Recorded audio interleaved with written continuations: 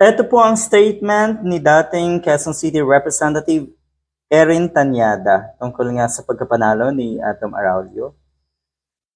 Well, ano na kayang nangyayari doon sa dalawa?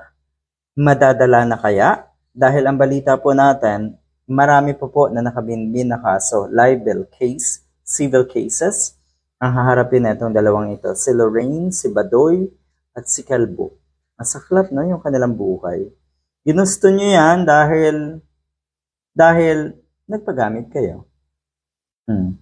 Hindi kasi kayo o hindi nyo kayang makipagsabayan sa patas na laban sa buhay, sa mga profesyon nyo halimbawa.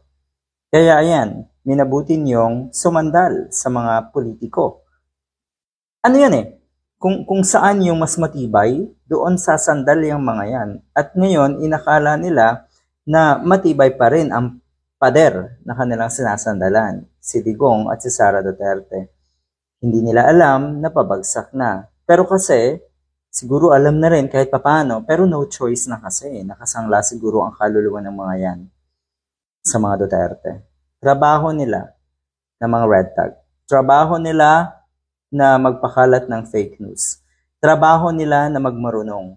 Trabaho nila na atakihin ang ibang tao na sa tingin nila ay kalaban at ayaw ang mga Duterte. Ganon ang trabaho nila. Kailan pa naging trabaho etong kasamaan? Kailan pa naging trabaho ang panggagago?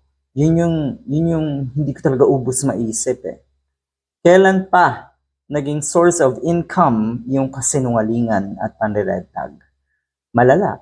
So ayan, tila pinatamaan dahil ang sabi po ni Representative Tanyada, those people who like to link other people to the communist insurgency should think before they speak.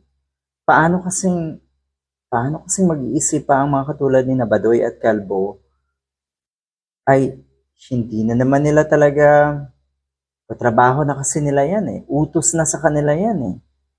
Ganun na ang naging sistema mulat sa pool nila. Okay. Kailangang paglingkuran ang mga Duterte. Kailangang sundin ang utos ni Kibuloy, halimbawa, dahil dyan sila nagtatrabaho.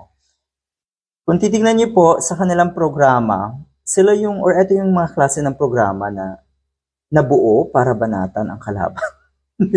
Kailan pa nagkaroon ng ganyang klaseng programa on television sa mga networks, halimbawa? Diba, nabuo para atakihin yung mga tao na ayaw nila at hindi pabor sa Panginoon nila. Kailan pa naging programa yan? At bakit yan ay inaalaw? Kasi yung mga programa ni Harry Roque, ni Panelo, pati na rin siyempre yung programa na si Badoy at si Calvo. Sa araw-araw, talagang babanatan ang kung sino yung mga tao na sa tingin nila ay hindi pabor or hindi nila or not in the same circle as they are. Ganon ang sistema nila. Buti nakakatulog sila na araw-araw ang trabaho nila ay siraan, banatan, balahurain, gaguhin ang ibang tao. Malala.